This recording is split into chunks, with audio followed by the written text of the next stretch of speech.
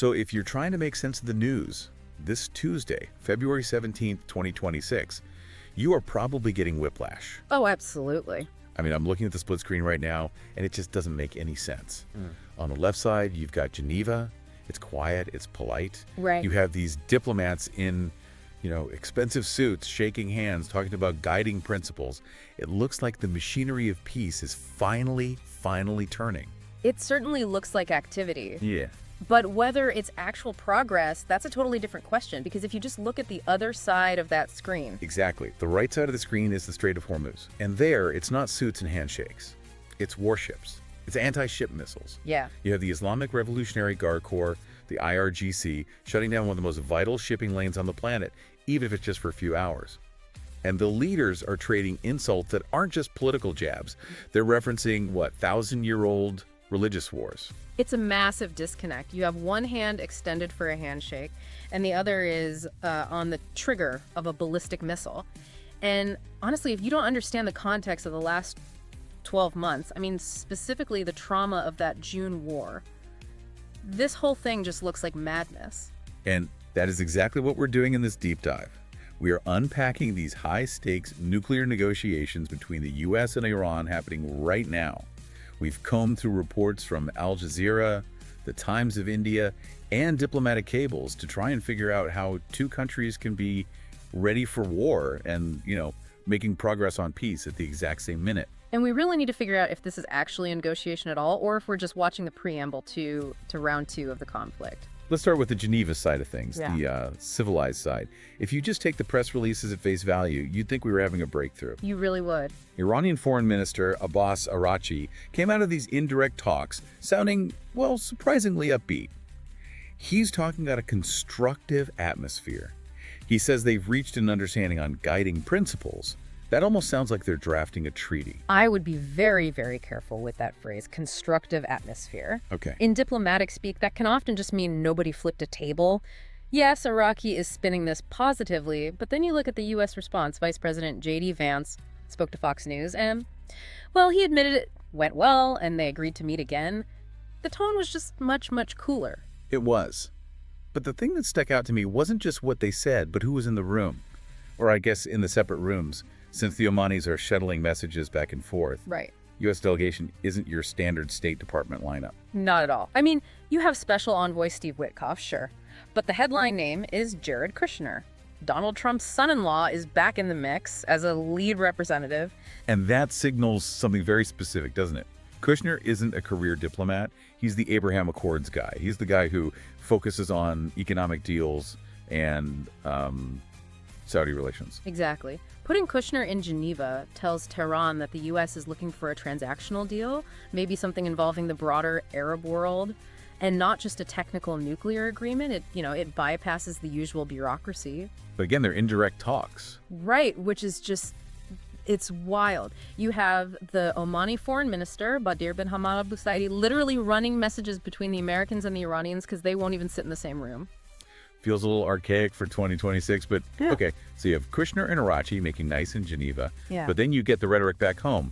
While the diplomats are whispering, the leaders are shouting. This is where the whole narrative just splits in two. On the very same day as the talks, Supreme Leader Ayatollah Ali Khamenei gives a speech in Tehran. And he's not talking about guiding principles. No. He's giving a history lesson. He's comparing the current U.S. leadership to figures who fought against Shia Muslim imams 3,350 years ago. That's some heavy religious symbolism. He's framing this as a spiritual struggle, not a political one. It's a signal to his base. He's basically saying, we might be negotiating with them, but we do not accept them. He explicitly said Iran won't pledge allegiance to corrupt leaders. And then he did something very clever with the comment Trump made. Oh, the regime change comment. Trump told reporters that a change in government would be the best thing for Iran, which, usually that would trigger a massive backlash. It did, but Khamenei twisted it. He called it a good confession. His argument is, look, they're finally admitting what they've been trying to do since 1979. They want to overthrow us, and they failed for almost 50 years. So he's using Trump's threat to prove Iranian resilience. Exactly. It's a way to look strong at home while his diplomats are, essentially begging for relief in Switzerland. And begging might not be too strong a word. When we get to the why, we have to talk about the elephant in the room. The sources just keep referencing the June War. We cannot understand February 2026 without understanding June 2025. It's impossible. Right. For you listening, this is the context that changes absolutely everything. 8 months ago, we saw a 12-day direct conflict between Israel and Iran. The U.S. got involved, and critically, U.S. airstrikes hit Iranian nuclear sites. It wasn't just a skirmish, it was a trauma. And that trauma is written all over the U.S. demands in Geneva. When J.D. Vance talks about red lines, he's not talking about hypothetical lines anymore. No. The U.S. is demanding zero uranium enrichment. Zero. They want Iran to hand over its stockpiles. But it gets even more specific than that. There's this detail in the reports that is it's visceral. The U.S. is demanding that Iran hand over uranium stockpiles that are currently buried under the rubble of the sites the U.S. bombed. Think about the psychology of that demand. It's pure humiliation. It is. The U.S. is saying, we destroyed your facility, now we want you to go dig through the wreckage that our bombs caused, retrieve the nuclear material, and give it to us. That is not a standard non-proliferation request. That is a victor dictating terms to the defeated. Which explains why Khamenei calls the demand foolish. It feels like total capitulation. If you're Iran, and you've just barely survived this war, giving up the very thing that you think protects you, your nuclear program, that seems suicidal. Especially when the U.S. just demonstrated 8 months ago that they will bomb you. So Iran looks at this and says, if we give up the uranium, we have no leverage left. But, and this is the twist, they are not walking away from the table. No, they're not. And this is where it gets so confusing. Despite the humiliation, despite the June war scars, Iran has a counter-proposal. And it's wildly different from what the U.S. is asking for. Completely They different. aren't offering to dismantle, they're offering to do business. It's the economic peace play. Deputy Foreign Minister Hamid Ghanbari is proposing that instead of dismantling the program, they dilute the uranium. Fine. But the main course is economic. He's suggesting the U.S. could participate in Iran's economy. I had to read that twice. They want the U.S., the great Satan, the country that bombed them last summer, to buy their oil, to develop their gas fields. And sell them aircraft. Ghanbari explicitly mentioned buying U.S. planes. That is just, it's deeply ironic. Please don't bomb us again. Sell us Boeings instead. It feels like they're trying to bribe the U.S. with business deals. Make money, not war. Oh. It's a strategy born of absolute desperation. And the why is simple. The Iranian economy is in free fall. We have to look at the currency market. Rial, yeah, I saw the numbers. On Tuesday, while Arakchi was smiling in Geneva, the Iranian rial hit 1.63 million to $1 US. 1.63 million. That is hyperinflation territory. It's a complete collapse. Yeah. And notice the timing the currency depreciated during the 3-hour talk. The markets were watching Geneva, they realized no immediate miracle deal was coming, and they panicked. This is the leverage the U.S. has. It's not just about the bombs anymore. It's about the fact that the Iranian regime is running out of cash to keep the lights on. So the economy is bleeding out, and the U.S. is, well, twisting the knife. The sources mentioned the ghost fleet. We've heard this term before, but it seems central to the U.S. strategy now. It is. The ghost fleet is that whole network of, aging tankers, turning off their transponders, painting over their names, all to smuggle Iranian oil to China. It's their only economic lifeline. And the Trump administration has decided to sink it. Not with torpedoes, but with tariffs. Right, the 20% tariff threat. Exactly. The U.S. is telling China and anyone else, if you buy oil from this ghost fleet, we slap a 20% tariff on your goods coming into America. That terrifies China. If Beijing stops buying the illicit oil because they don't want a trade war with the U.S., Iran's economy goes from crisis to lights out in a matter of weeks. So that explains the desperation. That explains why they're offering to sell oil to the U.S. They're about to lose their main customer, China. They need a new lifeline. Precisely. They're cornered, but, and this is the really dangerous part, a cornered animal doesn't always surrender. Sometimes it lashes out. Right. Which brings us back to the other side of that split screen, the Strait of Hormuz. While the diplomats were offering oil deals, the Iranian military was threatening to choke off the world's oil supply. This is pure brinkmanship. The IRGC shut down the strait for several hours on Tuesday. They called it a drill, but we all know what that means. It's a threat. And we're not just talking about speedboats harassing tankers anymore. The hardware they showed off was pretty significant. It was. The IRGC Navy Chief, Alireza Tangsiri, was on state TV, standing on a warship deck, saying they are ready to close the strait permanently. And the footage showed anti-ship ballistic missiles.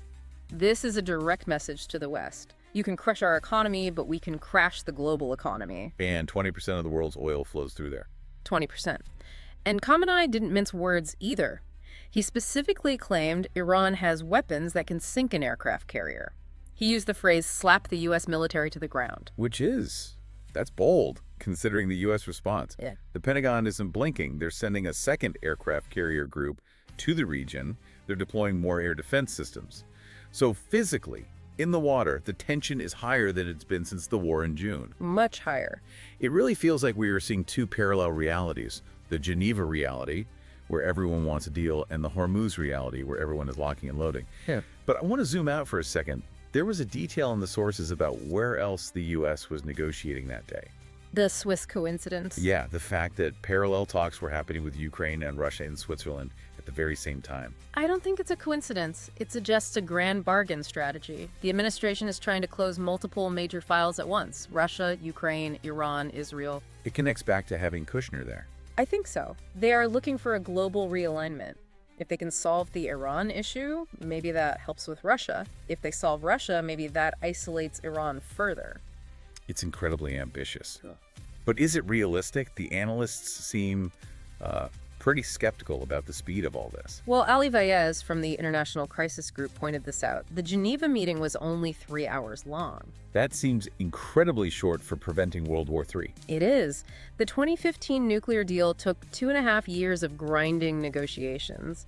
3 hours usually means you walked in, read a list of demands, the other side read their list, you realized you were miles apart, and then you left. So speed is a bad sign. Speed in diplomacy is rarely a good sign. It usually suggests the gaps are just too big to bridge. And maybe that's the point. Maybe the U.S. knows the gaps are unbridgeable. Maybe they're just going through the motions to say, well, we tried diplomacy before ramping up the pressure even more. That is the cynical but perhaps very accurate take. And you have to remember the domestic pressure inside Iran. We saw those reports of a deadly crackdown on protests recently, thousands reportedly killed. The regime is terrified of its own people. And the Iranian media reflects that confusion, right? You had the reformist papers basically screaming, Iran is not Venezuela, meaning, please make a deal so we don't starve. And at the same time, the hardline papers were claiming Trump is afraid of their missiles. It just shows a completely fractured regime. They don't know if they want to be North Korea isolated and armed, or say Vietnam open for business and integrated. So let's try to pull this all together. We have guiding principles on paper, but we have missiles in the water. We have a currency that is effectively worthless, and a U.S. administration demanding what amounts to a surrender of the entire nuclear program, literally digging it up from the rubble. It leaves us in a very, very dangerous limbo. The disconnect between the diplomats at Rachi and Kushner and the leaders, Khamenei and Trump, is the real friction point. The diplomats are trying to find a transactional solution. You give us money, we give you peace. But the leaders aren't there. The leaders are operating on ideology and on history. Khamenei can't be seen surrendering to the great Satan, and Trump can't accept anything less than a perfect deal that erases the Iranian threat completely. It feels like the door is technically open, but the price of admission is something Iran feels it can't pay without collapsing its own identity. Exactly. The U.S. wants Iran to give up its insurance policy. Iran wants the U.S. to fund its recovery. Those are two very, very different conversations. Which brings me to a final thought, something for you to chew on. We talked about that strange proposal from Iran, inviting the U.S. to drill for oil in their fields. It sounds crazy today. But think about the June war context. I mean, Europe rebuilt after WWII because their enemies became their trading partners. It would be the ultimate pivot. So, if the U.S. actually said yes, if Trump accepted an economic partnership with Iran in exchange for denuclearization, it would be the biggest geopolitical shift since the fall of the Soviet Union.